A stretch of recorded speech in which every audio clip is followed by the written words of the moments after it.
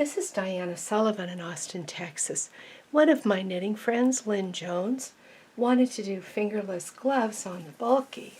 So if you want some really warm fingerless gloves, this is the pattern. Now, this is a variation on the fingerless gloves that I made using the standard gauge and sock yarn. So if you want a lighter weight glove, that's the one to use. Here's what the fingerless gloves look like in the bulky, and if you want to do a super warm fingerless glove, here's the way to go. Now, after knitting this a couple of times, I've decided that a DK weight is really nice, and you want something easy care and soft. This is some brushwork yarn from Hobby Lobby. I knitted a sweater with this that's been laundered many times, and it holds up really well and is easy care. It has a little bit of alpaca in it, which is great for warmth, and it is about a DK weight. These were made with Lion Brand Heartland. You can use any of the Group 4 yarns, but I prefer the lighter Group 4 yarns. The entire pattern is knitted with a ribber, and this is a bulky machine with a ribber, a Brother 270. I am setting up for my zigzag row on the very tightest tension and set for plain knitting. So these are in their neutral positions, but I do slide the slide lever over to 2 because that gives me a tighter bottom edge. And then up on the main bed carriage, I'm just going to have it on the tightest tension, no buttons depressed. I thread my yarn for the zigzag row.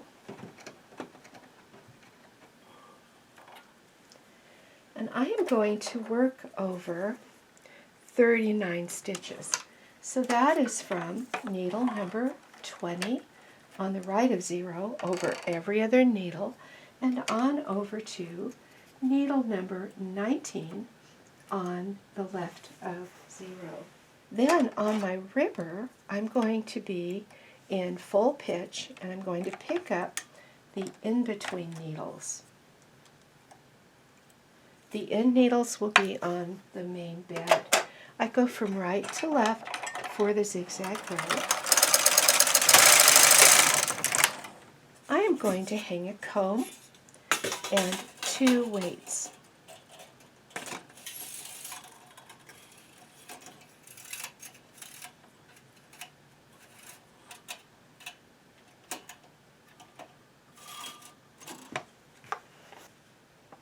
These are the large weights.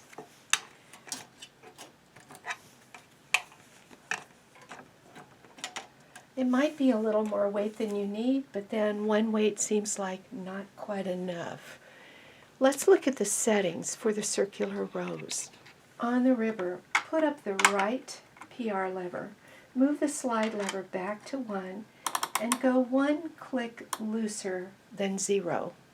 That is 0.1. And then on the main bed, go to the 0.1 tension setting there too, push in the left part button, do 3 rows of circular.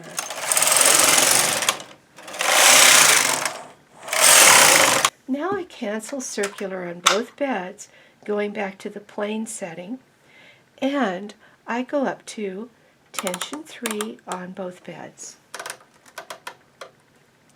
What I want to do is knit 30 rows in knit 1, purl 1 ribbing.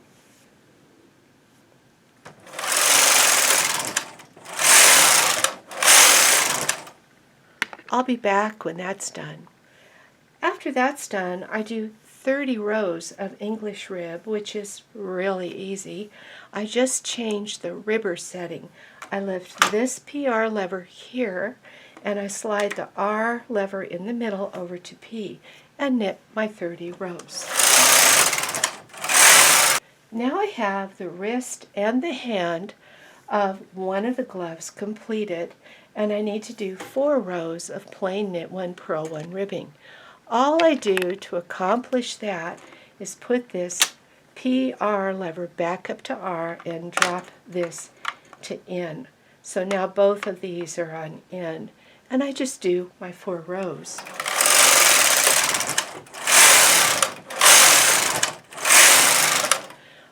finish up with a loose row so that I can cast off quickly. I'm going to roll it all up to tension 8 on both beds. And then I'm going to knit across slowly and loosely. I'll pull a little yarn down from above every few stitches just to keep it loose. And now I have this finished except for the bind off. I need some yarn for sewing, so I pull some down and cut it. Here's a quick bind off. This is the loop through a loop bind off that I use so often, and this is my ribbing version of it. I have scooted all these needles up into hold position, and I have gotten my double-eyed needle. Let's zoom in on this so you can see it a little better. I'm going to start by transferring these stitches up to the main bed, and they go on the empty needles.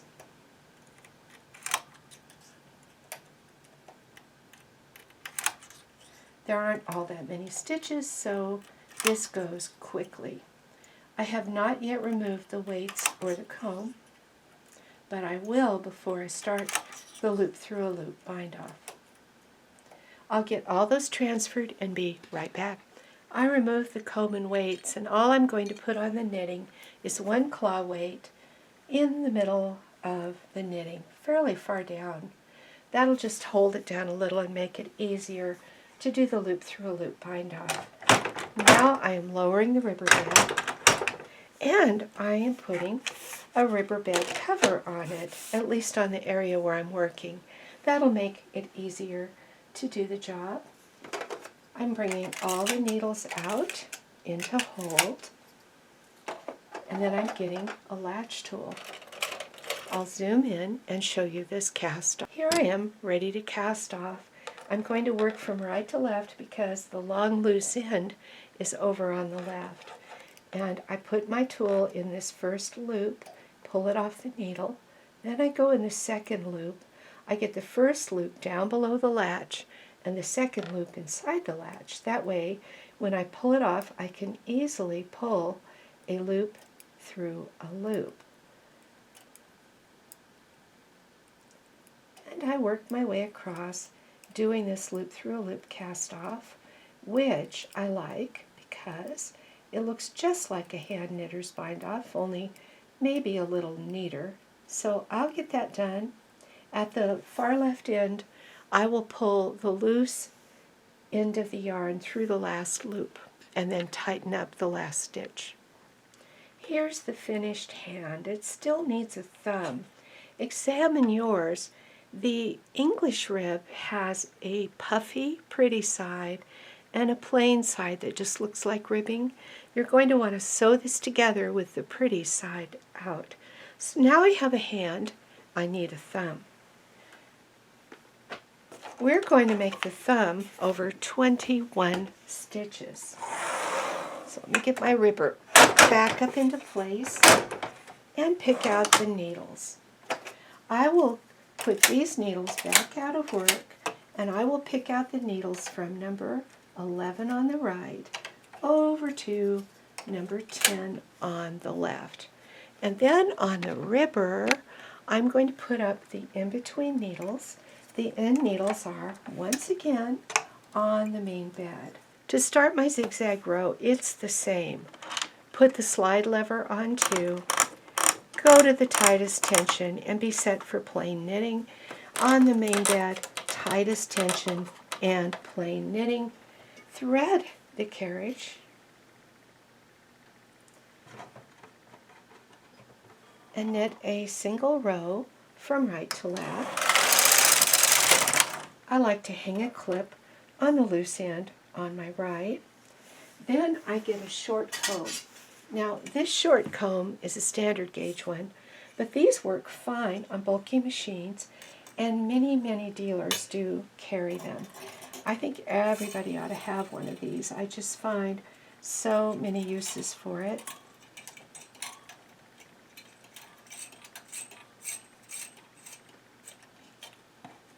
And I'm going to put one big weight on this for starters.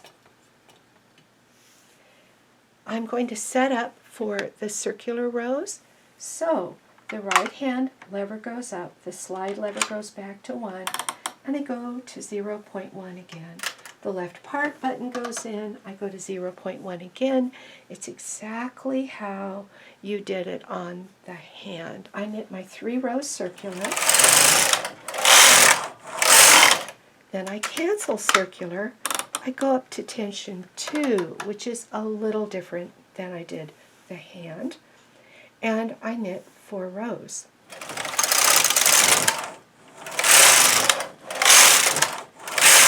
This is knit 1, purl 1 ribbing, and it's actually for the tip of the thumb. We're knitting in this direction. I want to change to my typical settings for English ribs. So I'm going to go from R to P. I'm going to slip on up to tension 3, and that's all I have to do on that. But I'm going to begin my decreases. I begin my decreases right away after doing my ribbing rows. Using a single transfer tool, I move the rightmost main bed stitch over to the next needle in work on the main bed. And then I move my rightmost ribber bed stitch over to its next needle in work. That's a double decrease on the right. Now I'm going to do the same thing on the left. I move my end stitch onto the next needle inside, and I move my end ribber stitch onto the next needle inside. Now I knit 4 rows.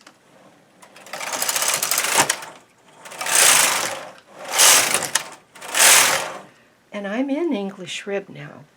Now I move my right main bed stitch over, my right ribber stitch over. Make sure and put those empty needles out of work. My left main bed stitch over, my left ribber stitch over,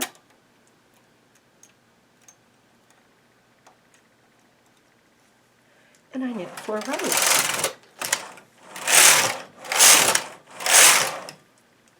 Another double decrease on each end.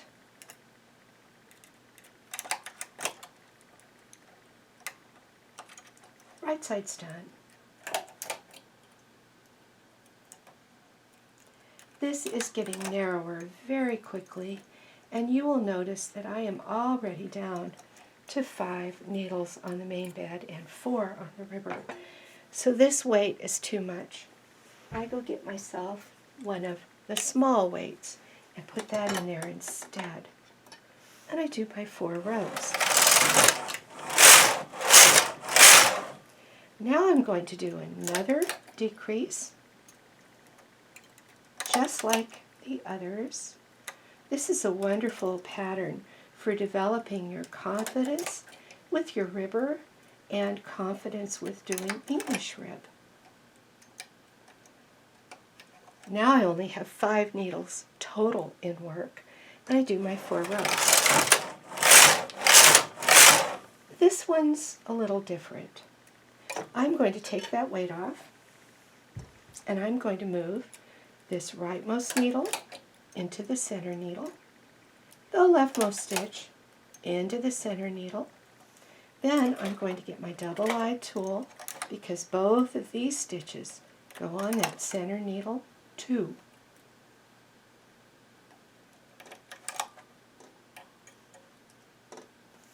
Now my weight's off. I'm pulling the needle out to hold to help it knit off, and I knit 2 rows. 1, knitted through fine, and 2. Now I'm taking off the comb and setting it aside. I'm going to cut the yarn and leave a little something for sewing.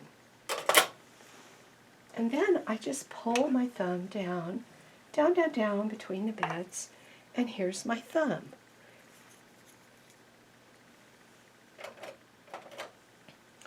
It has a boring side that looks like ribbing, and it has an English rib side. It goes in the glove like this. So that's my thumb shape. And to show you that with a glove, you're going to do a mattress stitch of your glove all the way up to where the English rib begins. And then where the English rib begins, you're going to sew one layer, mattress stitching from the very pointed part of the English rib of the thumb up to where the English rib moves over and turns into regular rib. And then you'll sew that on the other side of the mitt as well. And then you're going to sew finally down here and up here. This thumb gets formed into a circle. So that's how to make the bulky weight fingerless gloves.